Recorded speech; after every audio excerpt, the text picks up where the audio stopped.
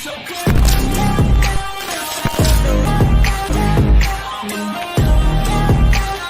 Dear students, you are most welcome in your channel CSE master. आज atomic structure का second lecture है। Basic concepts of chemistry हमने complete कर दिया है और एटॉमिक स्ट्रक्चर को हम अब पढ़ रहे हैं। लेक्चर 1 कंप्लीट हो चुका है, ये लेक्चर 2 है और लेक्चर 2 में हम लोग समझेंगे कि एटॉमिक नंबर और एटॉमिक मास क्या होता है। ठीक है, तो देखिए एटॉमिक नंबर को सबसे पहले हम देखते हैं। एटॉमिक नंबर नाम से आपको पता चल रहा है कि कुछ एटम की नंबर की बात हो रही है। ठीक है, तो हमारे पीरियोडिक टेबल में बहुत सारे एलिमेंट्स हैं और सभी एलिमेंट का एक नंबर स्पेसिफाई किया गया है जिससे कि उस एलिमेंट की पहचान हो सके। मतलब एक आइडेंटिटी प्रोवाइड की गई है एलिमेंट को और उसी आइडेंटिटी को हम लोग एटॉमिक नंबर कहते हैं।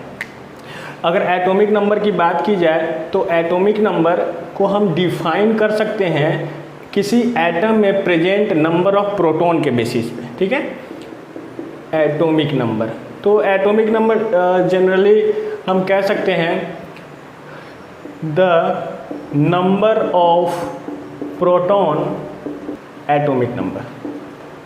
ठीक है, किसी भी एटम में जितने नंबर ऑफ प्रोटॉन होंगे उसको हम लोग एटॉमिक नंबर कहेंगे। सपोज करो किसी एटम में 1 प्रोटॉन है तो उस एटम का एटॉमिक नंबर 1 हो जाता है। किसी एटम में 2 प्रोटॉन है तो उसका एटॉमिक नंबर 2 हो जाता है।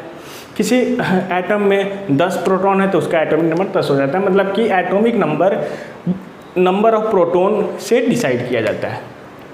एटॉमिक नंबर को हम लोग रिप्रेजेंट करते हैं, रिप्रेजेंटेड बाई जेड। ठीक है, इसको हम लोग जेड से रिप्रेजेंट करते हैं। तो सपोज करो किसी एटम में नंबर ऑफ प्रोटॉन n है। ठीक है ना, there are n number of proton in an atom. ठीक है, तो उस एटम का एटॉमिक मास क्या हो जाएगा? Atomic mass of the atom will be n। Okay, तो एटॉमिक नंबर को सिंपली हम कह सकते हैं atomic number is equal to number of proton. ठीक है, तो अगर एटॉमिक नंबर को नंबर ऑफ प्रोटॉन कह सकते हैं हम, तो अगर किसी एलिमेंट में नंबर ऑफ प्रोटॉन निकालना हो तो आप क्या करोगे? उस एटम का एटॉमिक नंबर देखोगे, कितना एटॉमिक नंबर है। जितना एटॉमिक नंबर होगा उतना नंबर ऑफ प्रोटॉन किसी एटम में होगा। तो हम लोग किसी भी एटम में नंबर ऑफ प्रोटॉन निकालने के लिए इस फॉर्मूला को यूज कर सकते हैं। जैसा कि हमने पहले बताया है कि आपको पीरियोडिक टेबल में एलिमेंट्स का एटॉमिक नंबर और एटॉमिक मास याद रखना है। उसी में आपको एटॉमिक नंबर याद रहेगा और उस एटॉमिक नंबर के बेसिस पर आप number of proton find out कर सकते हो। तो इसको कहते हैं हम लोग एटॉमिक नंबर। अभी तक हमने समझा। अब हम लोग देखते हैं एटॉमिक मास क्या होता है। एटॉमिक मास, देखिए हमने डिस्कस किया था कि एटम के सेंटर पे न्यूक्लियस होता है। ठीक है, और इस न्यूक्लियस के अंदर में न्यूट्रॉन और प्रोटॉन होता है। ओके, यहाँ पर n क्या है? न्यूट्रॉन है और p क्या है? प्रोटॉन है। ओके, तो और पूरे एटम का जो मास है ये कॉन्सेंट्रेटेड होता है न्यूक्लियस पे। ठीक है, क्योंकि इलेक्ट्रॉन्स चारों तरफ रिवॉल्व होते रहते हैं और उन इलेक्ट्रॉन का जो मास होता है वो नेग्लेजिबल होता है। इसलिए इलेक्ट्रॉन के मास को हम काउंट नहीं करते हैं। किसी भी एटम के मास को फाइंड आउट करने के क्रम में हम लोग केवल न्यूक्लियस के मास को फाइंड आउट करते हैं और कह देते हैं कि एटम का मास इतना है जो भी है। तो न्यूक्लियस के अंदर केवल न्यूट्रॉन है और प्रोटॉन है। मतलब कि न्यूट्रॉन का मास और प्रोटॉन के मास को ऐड कर दिया जाए तो हमें एटम का मास पता चल जाएगा। तो एटॉमिक मास क्या है? मास ऑफ एन एटम। एक एटम का मास एटॉमिक मास कहलाता है। तो ये होगा कैसे? तो the sum of number of proton and number of neutron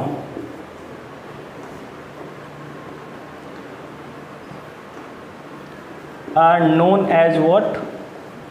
Atomic mass। ठीक है, तो जैसे कि हमें पता करना हो कि एटॉमिक मास किसी एटम का क्या है, तो हम ये देखेंगे कि उस एटम में कितने न्यूट्रॉन हैं और कितने प्रोटॉन हैं। हमने जब न्यूट्रॉन, प्रोटॉन और इलेक्ट्रॉन का जिक्र किया था तो उस समय हमने एक यूनिट मास का कॉन्सेप्ट बताया था कि प्रोटॉन का यूनिट मास 1 होता है, न्यूट्रॉन का यूनिट मास 1 होता है और इलेक्ट्रॉन का यूनिट मास 0 होता है। ठीक, क्योंकि इलेक्ट्रॉन का जो मास है उसको हम नेग्लिजिबल मानते हैं। तो सपोज करो, let an atom has n p number of proton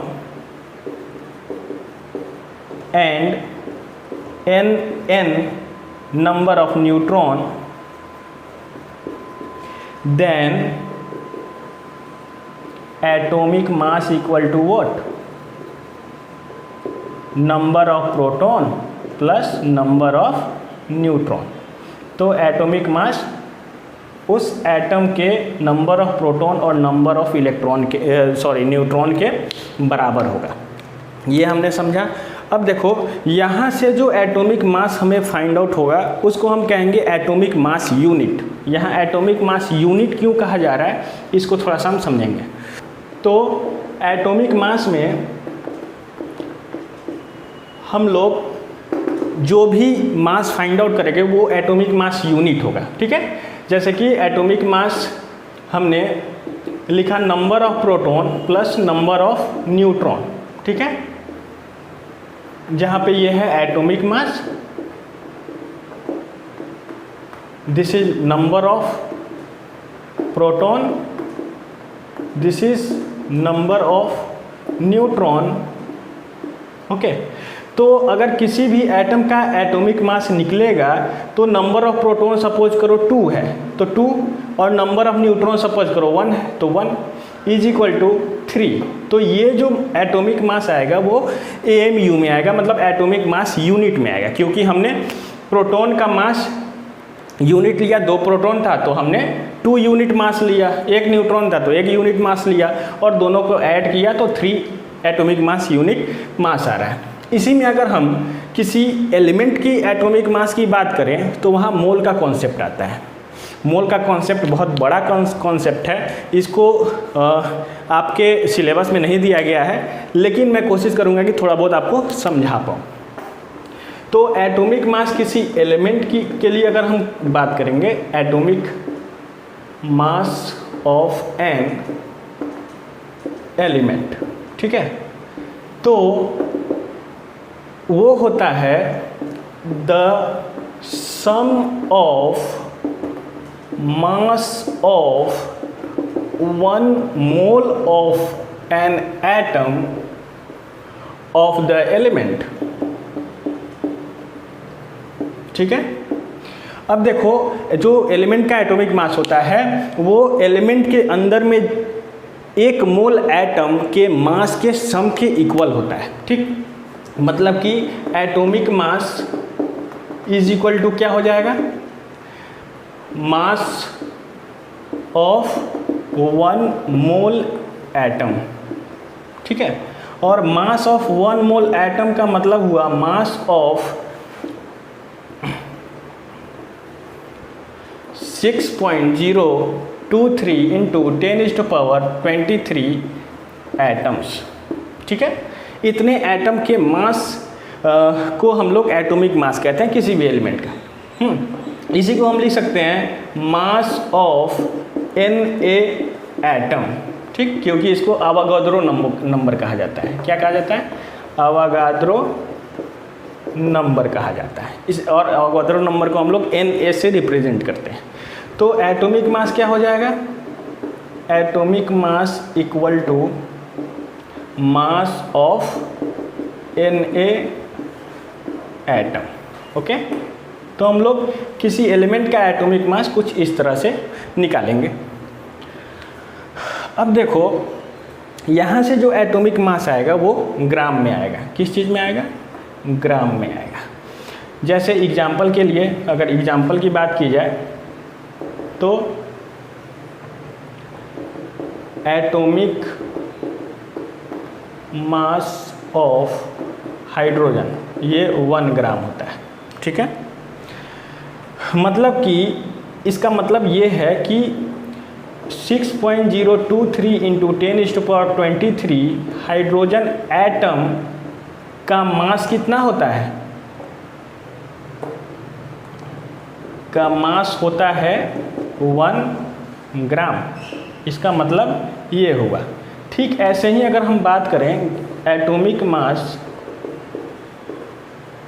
of sodium, ये होता है 23 ग्राम।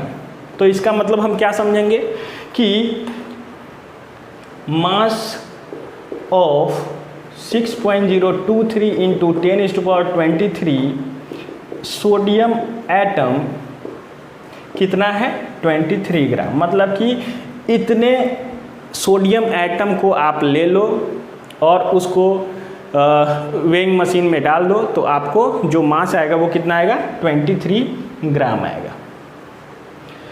तो ऐसे ही और जितने भी एलिमेंट है जैसे एल्युमिनियम का एटॉमिक मास होता है 27, ठीक है। तो इसका मतलब क्या हुआ कि 6.023 इंटू 10⁻23 एल्युमिनियम एटम का मास कितना है 27 ग्राम है, ठीक है। तो एटॉमिक मास का कॉन्सेप्ट कुछ इस तरह का है।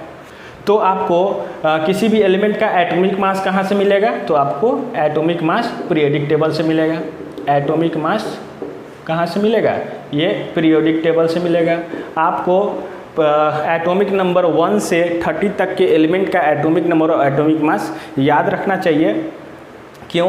क्योंकि ये आपके कैलकुलेशन में फर्दर यूज होगा, ठीक। पीरियोडिक टेबल से आप एटॉमिक मास को यूज कर सकते हो। अब देखो एटॉमिक मास को एक जगह और हम यूज करेंगे, वो कहाँ करेंगे, तो वो यहाँ पे करेंगे। देखो जैसे हमने क्या बताया, atomic mass is equal to number of proton plus number of neutron, ये होता है। अगर हमें एटॉमिक मास पता चल जाए और नंबर ऑफ प्रोटॉन क्या होता है, एटॉमिक नंबर होता है, एटॉमिक नंबर होता है number of proton plus number of neutron, ठीक है। तो यहाँ से हम नंबर ऑफ न्यूट्रॉन निकाल सकते हैं क्या, क्योंकि पीरियोडिक टेबल में ये दिया गया है, पीरियोडिक टेबल में एटॉमिक नंबर भी दिया गया है।